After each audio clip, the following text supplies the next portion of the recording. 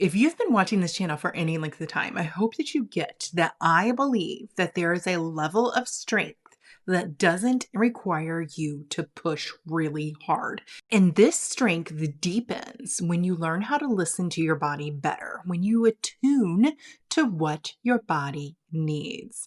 This has been really huge for me. And this is what this season has been teaching me. And I don't mean season as in the holiday season. I guess we are at that time of the year. I'm talking about this season of life, being in midlife and being in a place where I can see how I've done things before. I can think about where this trajectory is taking me moving forward, and I can reassess now on what I want to improve upon, what I want to release and let go and say, no, thank you, not anymore, and what I feel like is good and maybe can stay where it is. So these are kind of where I'm at. I'm kind of reassessing the different things in my life, including how I work out, including how I function, including how I take care and listen to my body. So for me, I'm learning how to not power through, to keep pushing myself when I feel fatigued, when I feel tired, when my body feels drained. I'm learning how to pay attention to that, give it what it needs, find out what it needs, and then attune to that. That is true in when I work out. That's true in when I just move through my daily process. It's true if I come up against like a block in my mind and I can't seem to think anymore. I'm going to go change things up instead of forcing myself just to keep sitting there and keep thinking through this. Or we can even apply this into a relationship. We can apply this into motherhood. In both of those situations, I have felt extreme burnout. Burnout can be a very familiar place that you can find yourself because you have pushed yourself past your limit too many times. We all have the ability to do it every now and then. We have the ability to do it when the stakes are high and we go all in. I'm not talking about that. I'm talking about when we're consistently on a regular basis, not maintaining a good, healthy balance of our energy, an equilibrium that allows us to both be successful and productive while taking care of ourselves, while continuing to meet our own personal needs instead of pushing, pushing, pushing, striving, striving, striving, and burning out. In 2024, I came to a place where I didn't even know at the time to label it as burnout because it didn't feel as dramatic as it had in the past. I'd had burnout a few years back, and that one felt more oppressive, and that one felt more like even depression. There were different struggles that came up at that time for me. But the burnout that I experienced in 24 was a quieter burnout. It was more subtle, more underlying, and it still had a lot to do with me being misaligned, me doing things that were over and beyond what my body, what my mental capacity, emotional well being could handle and take on at that time. And that's what I want to have this conversation about because whether it's how you physically show up in your life, it's how you work out, it's how you actually do your job, there are all these areas where you can experience burnout if you're not balancing that well, if you're not listening to yourself, body included, and finding out what it is that you need to take care of yourself. That's why I stress this with such importance because I know what it feels like to have gone through that and different ways and how it can show up very subtly or it can show up very loudly and really just knock you out. There's a lot of women who end up with illnesses at very challenging times in their lives because that was the only way that their body could get them to slow down, to come to a stop and find the rest that they desperately needed. Can you relate to this? Considering the theme of our channel, better days in midlife, I want to speak to a little bit of a nuance of what this is when you're going through midlife, because there can be a lot of things that you have picked up and been carrying for the last 20 to 30 years of adulthood, but you could be carrying a lot of responsibility. There could be a lot in your work. There could be a lot in your family life, plus you as a person. And the thing that I find the most is that women tend to overtake, be carrying a heavier burden, and casting aside for the sake of time and space, casting aside their own dreams because they feel the responsibility for carrying the load for their family, for carrying other responsibilities at work. They don't want to disappoint anybody.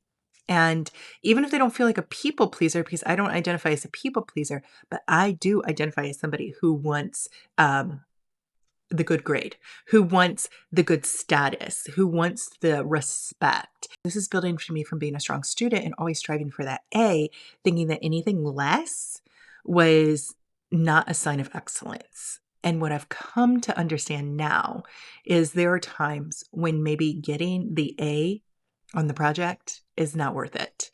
When getting a passing grade and making it through and that effort that you gave was enough, but that effort allowed you space to conquer something else. The effort gave you space to take care of your own needs. How about that? You can consider what that looks like in your own life. But what I'm trying to press upon you now is that you take time to look at your life. You take time to look at areas where you feel like the energy is just not ever enough, that you don't have the capability, the capacity to be able to handle something that you want to handle. Take a look at that. You are burning out and feeling exhaustion, handling a certain thing, and maybe that thing is something that needs to be removed or adjusted, or you need support. And I think another thing that we struggle with is asking for support, asking for somebody else to pick up things that don't necessarily require you. For example, let's use chores. You may even enjoy doing chores. However, is it the highest and best use of your time and your ability? And I'm going to argue every single time that that answer is no, because you showing up as the amazing mother, woman, wife, whatever it is that you are doing in your life, the value that you create in relationships is always way more than you maintaining those dishes, the dishes that never seem to end. And so you can go through and be putting in so much effort maintaining the house, for example. I'm just using this as an example. I'm not knocking housework, and you keep doing what you want to do, but I'm just saying, if it is taking so much out of you, it is distracting you. For example, I just took this full-time job from home, and the beauty in the job is that, yes, I get to be from home, but I have got to disconnect from being at home and seeing all the other responsibilities of the household. None of those matter because I'm at work. And I need to think of it as if I had exited my home and I was at a different physical location and I could no longer tackle and address and do the things at home that need to be done. I need to have that same perspective. At least this is my thought. I want to have that same perspective while I'm working from home, that that's not burdening me, that I'm not coming to the end of the day and I'm feeling less than. And like I failed in my day because I didn't get the dishes done. I didn't make dinner, but I was at work. You see what I mean? But sometimes we can take on that responsibility. We go, well, but we still have to do all these things and we still have to maintain. And that, friend, is where the burnout comes. So it's facing the things that are not a big deal. It's facing the things that are extra. It's facing the things that are draining you. It's facing the things that are continually tearing you down even. And they can be good things, but they're just in the wrong season or they're in the wrong too much. There's so many different circumstances this can come up in, and I can't go into all that without knowing like specifics, but I'm just trying to give you a generalized perspective to help you to think about your own strategy for how you're approaching your life, for how you want to spend your energy and how you want to be able to show up without burning out, because burnout is a major problem for women who get to midlife because they've been carrying such a heavy load for such a long period of time that now they get here and they're like, oh, now what? Now what is the next step for me? Because continuing this way doesn't feel right. But am I supposed to just start letting go of these things? Like, how do I change this? And this is not what I want to continue for the next 20, 30 years of my life. Like, what do I want to do? And this is where you can come up against these questions and start to wonder, who am I? Who am I becoming? What do I want to do from here on out?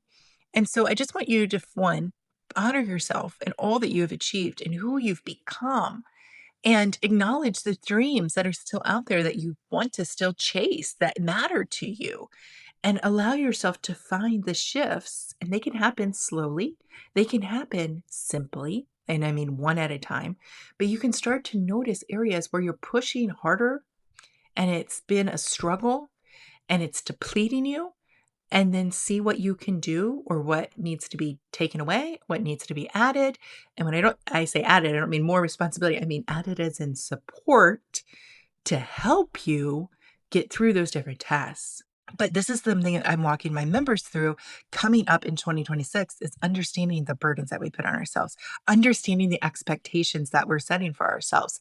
And I have a big announcement coming up on this starting tomorrow.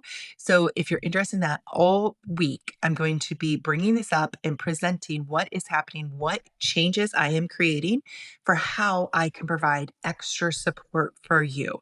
I've gotten very clear about that, what that is going to look like, the next journey, moving past you tuning in here for your 10 minutes on YouTube. What does that look like if you're ready to take it to the next level? So until tomorrow, happy bouncing, friend, and I'll talk to you then.